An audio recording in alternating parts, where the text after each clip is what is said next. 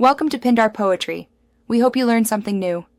In this video, I will show how to make croissants like Cedric Grolet. Start by weighing ingredients precisely and chilling them, then follow a staged auto-lyse, mix to development, and rest.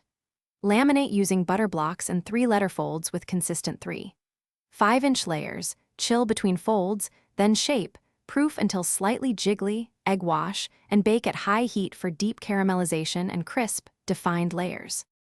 Cold ingredients are essential, so always start with chilled butter and dough to control gluten and butter melting. Measure by weight for accuracy, hydrate the dough moderately to balance extensibility and lamination, and mix gently to develop without overworking. Bulk rest briefly, then shape into a flat disc and chill until firm. Keeping everything cold prevents butter leakage and ensures those signature thin, crisp layers and deep, glossy croissant color. Quick recommendation: if this video is helping you, please subscribe and like for more baking tips and recipes.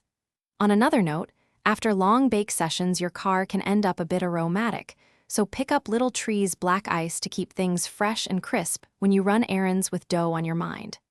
Check the description for the link and other deals. Now let's get back to the video. Lamination is where the magic happens, so roll consistently and keep edges neat to avoid trapped air pockets. Use 3 single folds and chill thoroughly between folds to keep butter intact and cold. Cut triangles with a 3-5-inch base, roll tight from base to tip with gentle tension, then proof at cool room temperature until slightly jiggly.